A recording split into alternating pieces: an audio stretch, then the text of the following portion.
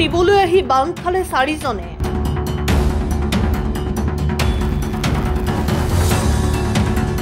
খাৰুপেটিয়াত পশ্চিমবংগ আৰু লখিমপুৰৰ 4 প্ৰবঞ্চক আৰক্ষীৰ জালত।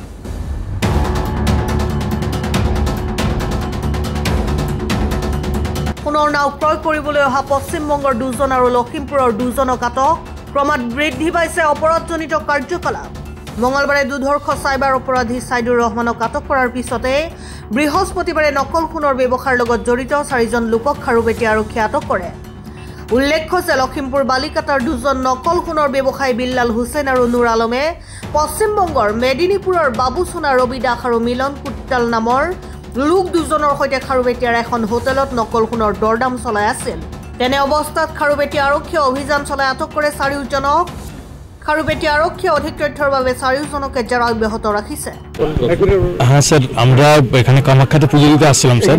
এবারে ওদের সাথে আমাদের স্যার একটু বন্ধুত্ব মতো আছে, অনেক কিন্তু ফোনে টোনে কথাবার্তা হয়। এবারে ও স্যার বলেছিল আমাকে যে এমনি একটা তোমাদের ওখানে যদি থাকে, আমরা সোনা ব্যাপারই করি, তো তাহলে তোমাদের ওখানে যদি লোক থাকে সোনার সেরকম একটু ইয়ে করবে। স্যার আমরা কালকে যথারীতি কামাখ্যা পুজো দিতে এসেছি, আজকে পুজো দেওয়ার কথা।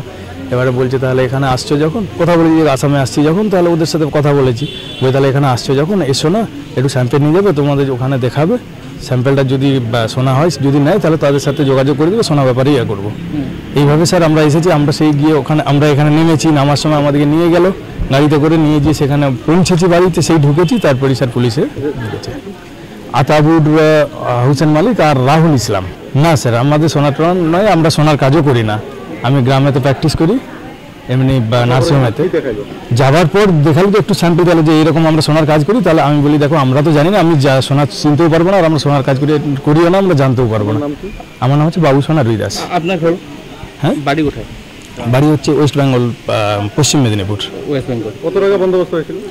স্যার কোনো টাকা পয়সা দেওয়া হয়নি বা কোনো রকম, ওটা হচ্ছে স্যাম্পেল দেবে, আমি গিয়ে সেখানে দেখাবো। মানে আমাদের ওখানে বললো যে তোমাদের ওখানে সোনা ব্যাপারী যারা আছে দেখিয়ে তাদের সাথে এবারে কথাবার্তা হবে। আমি মাঝখানে মানে কোনো কিছু কাজ করি না। আপনি কি দেখে সন্দেহ হয়েছে?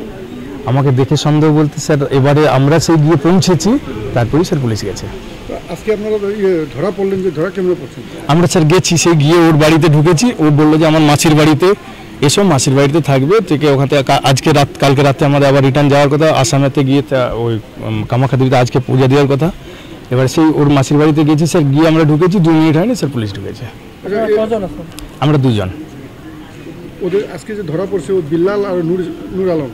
হ্যাঁ, বিল্লালকে চিনি না স্যার, কিন্তু ওই নূর আলমকে যেটা ও আতাবুর মামু করতো, মানে রাহুলের সাথে আমার বন্ধুত্ব আছে, রাহুলের সাথে পরিচিতি আছে। এবারে রাহুল হিসাবে ও বললো যে মামা আমাদের এইসব কাজ করে। আমরা জিজ্ঞাসা করলাম যে কী কাজ করো, বললো যে আমাদের মামু এইসব কাজ করে। আমি বলি দেখো আমরা তো সোনার টোনার কাজ করি না, আমরা জানি না। বলছে তোমাদের ওখানে তো বেঙ্গলে তো সোনার কাজ হয়, যদি থাকে তাহলে বলবে। আমি ঠিক আছে, এসেছি যখন তাহলে ওর সাথে মিট করবো একটু, সেই হিসাবে আমি ওর সাথে মিট করেছি। আমাকে বললো যে তাহলে একটু এসো না ঘর দিকে, আমার মাসির বাড়ি আছে এখানে, মাসির বাড়িতে আসবে, একটু স্যাম্পেল দিয়ে এটা নিয়ে যাবে, যদি সেখানে তোমাদের ওই দিকে এই সোনা বেঙ্গলে চলে তাহলে সেরকম তাদের সাথে আমাদের পরিচিত করে দেবে, আমরা ব্যবসা করবো। দলগাঁৱৰ পৰা মানৱেন্দ্ৰ শইকীয়াৰ ৰিপোৰ্ট, অসম টাইম।